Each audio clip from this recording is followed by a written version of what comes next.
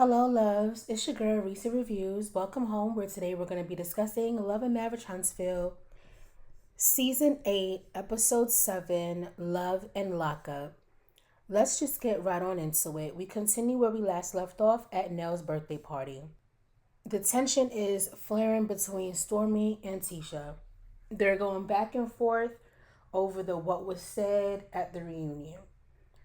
Stormy was getting real loud because Tisha was getting loud. So Stormy was trying to match Tisha's energy. And she asked her to repeat what she said in regards to popping pills. And Tisha basically said, I said what I said. I feel like Stormy, as much as she says she's over the situation, she's not really over the situation, or else her reaction would not have been that way. Um, but we'll get on into that a little bit later. So as they're going back and forth, Nella's like, look, it just seemed like y'all don't like each other. If y'all don't like each other, just don't hang out with each other. You don't invite her nowhere. And Tisha's like, I don't. And then everybody's just looking at her like, what is really going on with Tisha? Stormy's side eyeing her. Everybody's side eyeing her pretty much. And they're saying that she's being aggressive. Tisha's like, how the hell am I being aggressive? And they're like, Tisha, this is different coming from you. Tisha says she's not with the fake. She's not with the BS anymore. She wants to address the issues. So once they're going back and forth, we see Maurice in the cut looking onward. And he in the confessional then says that the women sometimes seem to go back and forth a lot. They show old clips of him practically just sitting there watching the drama go down between the women. And he says that sometimes if you stand there and stay out of it, you may stay out of it, and sometimes you get wrapped in anyway. As they're talking, Tisha then says that she did RSVP for Stormy's event, but she's just confused as to why Stormy would have invited her in the first place. Nella's like, you're doing all of this and you've RSVP'd? Like, what is going on? And that's when Tisha said she wanted to talk to Nell about their situation and what they got going on. As they are about to do that, everybody is just over it. They're getting up. They're walking off to the next scene. Nell tells Tisha that she's being very, very aggressive, and it's blindsided coming from her because they've drank together before, and Tisha does not act like this when she's drunk. So obviously something is going on. As they're talking, we pan the camera over to Marceau, Stormy, and Courtney. They're talking, and Stormy wants to know what's really going on with them. They extended the olive branch, and now they're still acting crazy. Marceau basically says, listen, at the reunion, you and my wife were going back and forth. Clearly, y'all weren't on good terms. And you guys have not spoken to us since the reunion. So it's kind of funny and weird that we would get an invitation to your event and we have not spoken, we have not sat down, we have not cleared the air, we have not made things cool. Stormy's like, well, we sent you the invitation because we want you to be there, and Courtney co-signed it or whatever. And Marcel's like, listen, you went back and forth with my wife. And Courtney's like, oh yeah, he got to defend his wife. And Marcel was like, you defend your wife all the time. And Courtney's just like, yeah, he has to say that because he has to defend his wife. And Courtney goes, well, Stormy don't have an issue with Tisha. Tisha has the issue with Stormy.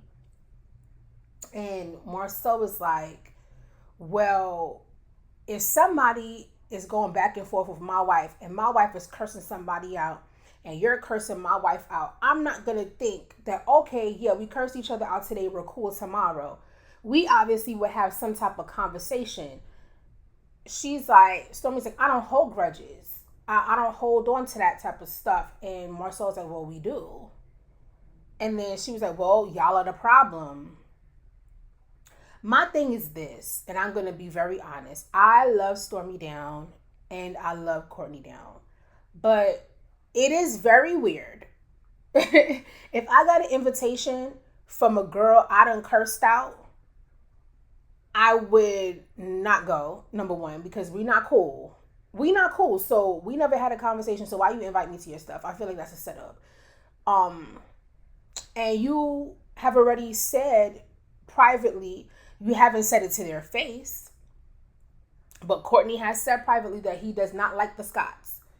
So if you don't like them, why are you inviting them? You said it that you don't like them before you even got to the party. And now that you're at the party, you're acting as if, oh yeah, we wanted you to be there or else we wouldn't have invited you. Why would you want people that you don't like to come to your event? Why? Make that make sense. Is it because you want everybody on the screen? What's the real reason why you would invite people that you know you don't like to your event and then tell them that you invited them because you want them to be there? Why would you want people you don't like in your company? Pretty weird to me. And for Stormy to say, oh, she's past it, she's above it, if that was the case, you would have never brought up the pill popping situation. You would have never brought that up. If you was over it, there would be no need for you to bring it up. But you're bringing it up because you're not over it. You're being passive aggressive in that stance. And I stick by that. Based on what I see, it looked very passive aggressive. You're saying that, you're saying that you don't care for them, you don't like them, but you're inviting them to your event. You say that it's water under the bridge, you don't hold grudges, but yet you're getting mad, say what was said at the reunion. That whole thing doesn't make any sense. But now we go back onto Tisha. And Nell. And Tisha basically explains to her, look, I feel like you're making the internet trolls. She didn't say the word trolls. I am, though. You're making the internet trolls or whatever decide or decipher whether you're going to be my friend or not. You went and commented and said that you were my mentor when they was asking why we was hanging out together, and you've never been my mentor. I thought that we were building an actual friendship. I really liked you and I really thought that we were building a friendship, and it hurt my feelings. I like the fact that she said that. I feel like that it would have been a more appropriate time, not at her birthday party, but probably before her birthday party would have been a great time to pretty much say that, this is crazy that we're going through something like this. I feel like, yes, Nell, you're definitely wrong. If you and her are supposed to be friends or building a relationship, why would you try to downplay your friendship with her? Because people are asking you. It's literally like, and what makes it even worse is that two things could be true at the same time. Just because Tisha and Mel are not the closest, because this is where it's at. I just feel like with a lot of people that are team Mel and no one else, because there's a lot of people that are team everyone. You like who you like on the cast.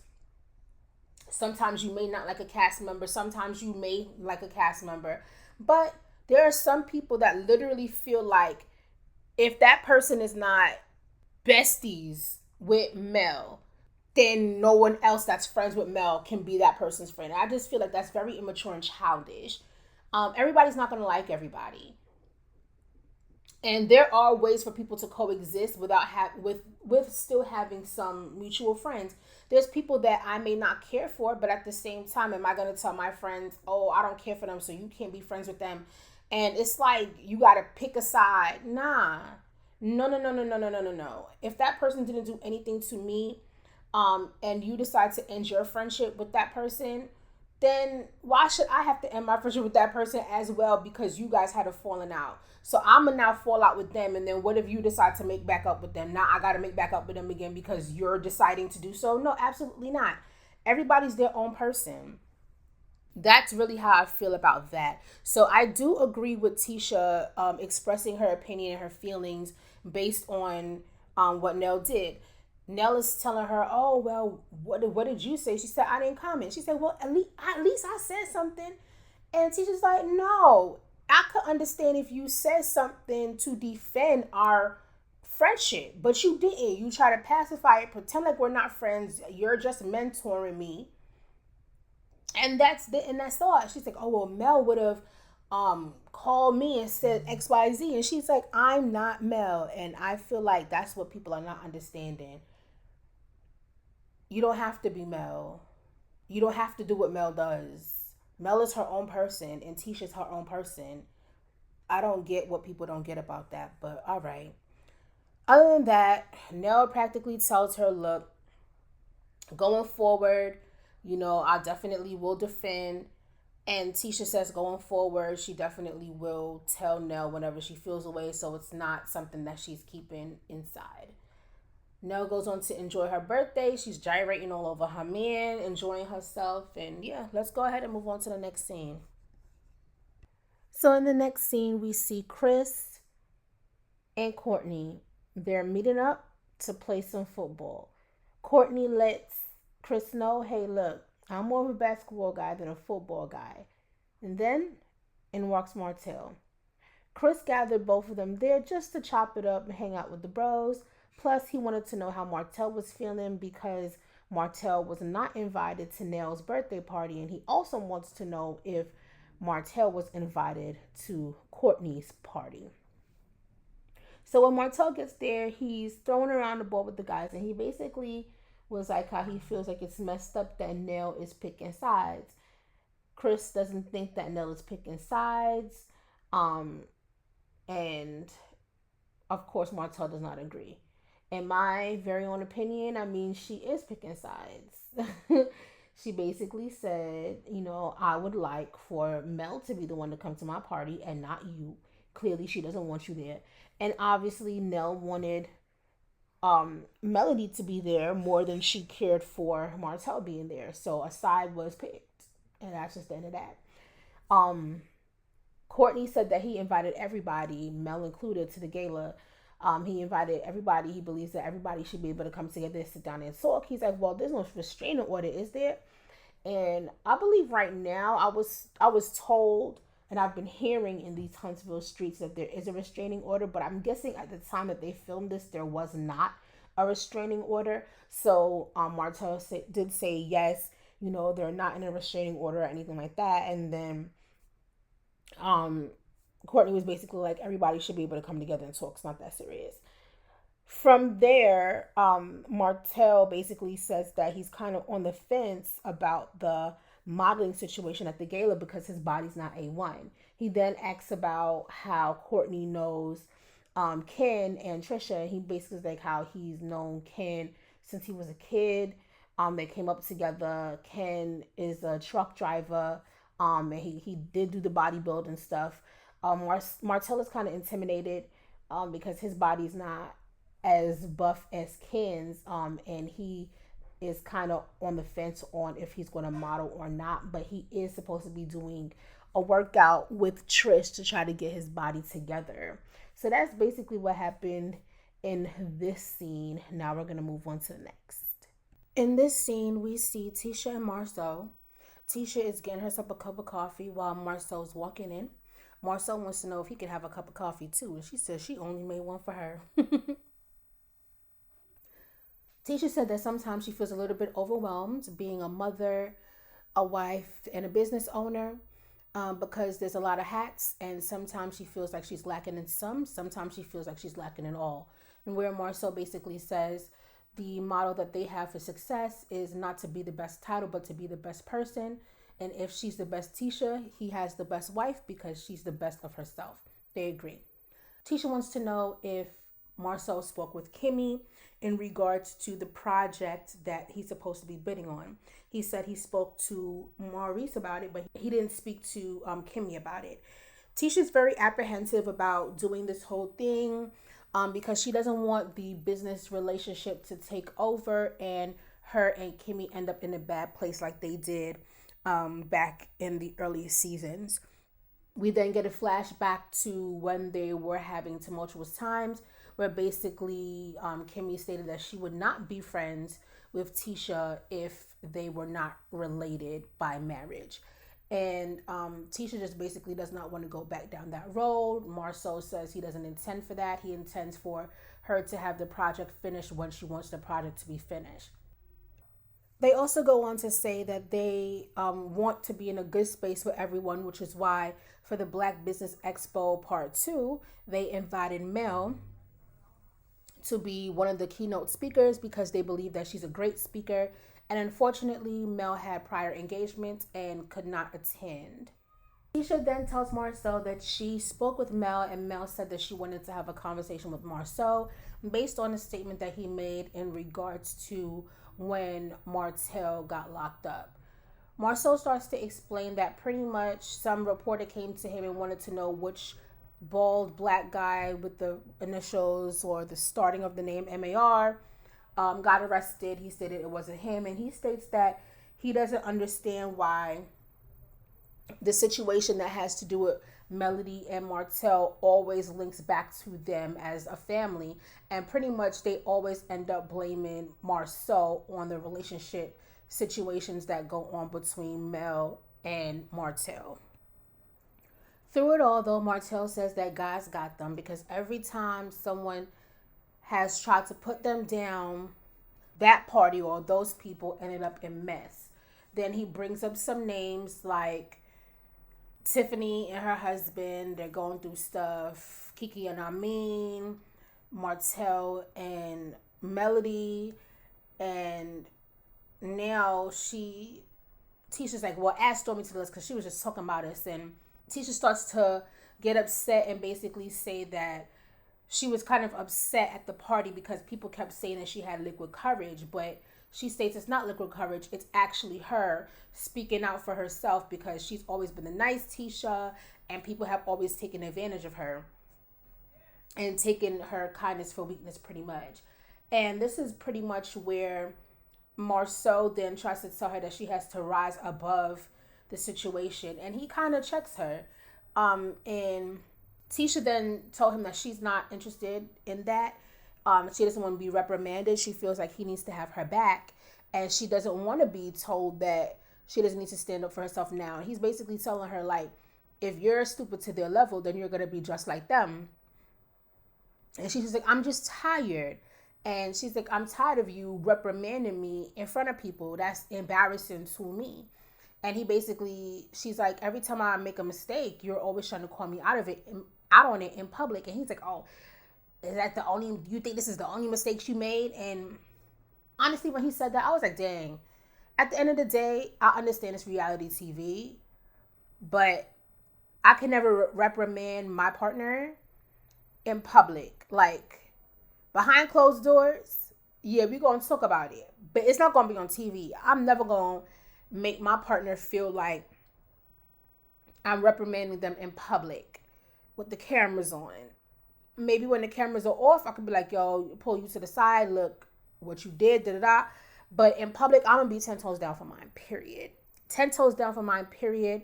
Right is right and wrong is wrong, and there's a time and place for everything, and public humiliation is not the time and place for me in my relationship. But everybody's relationship is different.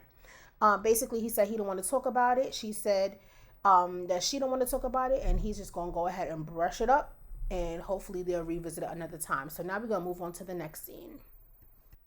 In this next scene, we see Stormy and Mel.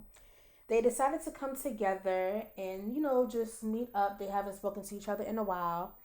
When they met up with each other, they started talking about the podcast, and Mel was thanking Stormy for attending. Stormy said she had a really good time. And Mel wanted to know what she felt about the surprise. Surprise being Sonny and Moses. Stormy said that she literally had to pick her jaw up. She was shocked. She said that in her confessional, she doesn't doubt that Sonny and Moses are in love. She just feels like at the podcast, there was a lot of animosity. She didn't say the word animosity, but there was a lot of tension there where pretty much it was like, oh, I got the man now, and I might have always wanted the man. Mel is like, okay. But I noticed that when Mel is speaking to Stormy, it kind of seems like she's trying to get her angle, but you could tell it's not a genuine conversation. I can't put my finger on it. Maybe they're just trying to be friendly for the scene. But it seemed like it was a good conversation, but it didn't seem like it was a friendly banter. It's just, okay. Like she was kind of interviewing Stormy instead of having a flowing conversation. That's how it seemed to me. But as we go on in the conversation, Mel wanted to know what was going on between her and Tisha and why Tisha and her were arguing. She was like, no, wait a minute. Tisha was arguing with herself. I don't know what was going on. And she was like, I don't know. She was acting a little bit different that night. And Stormy says, well, she also told my friend Trish that she needs to watch out for Nell because Nell will like stab you in the back and stuff like that. And Someone was like, I never known Nell to be that type of person. And Mel is like, yeah. So their food comes, and clearly Mel's food was way lighter than Stormy's, and she wanted to know why. Stormy basically says she had teriyaki sauce on it, and she asked the waiter, can she get some teriyaki sauce so she could see what it tastes like. At this point, Mel seems like she's going to be going to Stormy's gala. So she asked Stormy about the gala coming up. What's the dress code? What are they supposed to wear? And this is where Stormy tells her it's, going to be cocktail to formal. I'm going to be dressing very formal, but I know some people are going to be dressing cocktail to formal. She lets her know, look, I noticed that Martell was not at Nell's party. Stormy basically said, I know y'all going through what y'all going through. I don't even want to get into all of that, but we made him a model. Basically just putting it out there so she's not blindsided. And Mel's face was like, what? Like, it started from a smile to, girl, really? And basically Mel was like, well, you gonna move how you want to move. And Stormy said, say less, and smiled. And Mel gave her the fakest smile ever. The fakest smile ever. That's how she ended it. Clearly, as I seen right there, I knew in that very moment that whatever kind of okay coolness that Mel was having towards Stormy ended right then and there. Right then and there, in her mind, she made a mental note to cut Stormy off. And looking now at what I see, like in the blogs and stuff coming up, I was right. So now we're just going to go ahead and move on to the next scene. This scene is all about Trisha and Martell. Trisha promised Stormy that she was going to go ahead and train Martell. So that's what she intended on doing. Martell says that he does not work out with women. He's never worked out with a woman, and he's not looking forward to working out with Trish. But Stormy asked him to get his body together and only gave him a limited time to do so. So he's going to see how everything goes. Trish tries to be just like Martell and reintroduce herself, and they start laughing about it. And he basically is like, okay, like, let's just go ahead and do this workout. They start working out. He asked her how long have she known the Scotts. She said that she knew the Scotts for a long time. She knew more so the longest because he used to work with her ex at, I believe it was a movie theater, if I'm not mistaken, when he used to manage it. And her little sister worked at that same theater as well. Martell asked her if she was going to the parties that he had out there. And she was like, I didn't know that there was any parties. And he said, yeah, he used to have girls throw free parties there all the time. Trisha had no idea that there were parties that were going on over there by Marceau. And Martell makes a statement, oh, he would have got you if you went up there. She's like, I think not. And he's like, yep, he would have got you. He would have got you. And Trisha's like, this is a really inappropriate. In her confessional, she was saying that she felt that comment was kind of inappropriate. She wanted to know if he was joking or whatever. Martell brings up Chris Fletcher, and she's like, oh yeah, that's my mom's cousin. And Martell just starts laughing, and he's like, oh man, wow. And in his confessional, he says that Chris almost introduced him to Trisha and how he felt that was crazy. And he's like laughing about it, and she's like, okay, well, what did he say? And Martell does not want to tell her what him and Chris talked about. It's like, if you're not going to tell her, then why'd you even bring it up? But whatever. So basically, I'm not even going to say what was said verbatim in whatever order. They ended up talking about Mel. Trisha said that Mel pretty much grilled her because she was talking about her marriage or whatever. So Trish was talking about her marriage and her separation with her husband, and Mel was kind of like drilling her, and Martell was like, well, did you drill her back? And she was like, no, I didn't do that. And he was like, well, you should have drilled her back then. Like, if she's drilling you, you could have drilled her back. And he was basically saying that how, because the thing is that Trish has a side dude, and he was like, don't you think Ken is a side dude? And she was like, no. And he was like, but you're married though. And she was like, yeah, but it's just a piece of paper. He was like, yeah, it's a piece of paper that says that y'all are married. And he was like, everybody did their stuff in the past. I've done my stuff, and Mel, she was seeing somebody when we were still married, and so she had a side dude, and Nell had a side dude, and Trish was like, yeah, she basically was saying that everybody has their own stuff going on and whatever, and he was like, yeah, Nell basically invented, was there for the invention of side chicks. I mean, Martell was acting real crazy, and this is because he's still petty and bitter over the fact that he was not invited to Nell's party. And this is because Trish asked him why he wasn't there, and he said he wasn't invited. And that's when he started trying to drag Nell, saying that she pretty much invented side chick. Uh, and so basically, Trish is like, I learned way too much about Martell that I didn't need to know, and this is the last time she's going to be working out with him. And yeah, that was pretty much the scene in itself. Now we're going to move on to the next scene.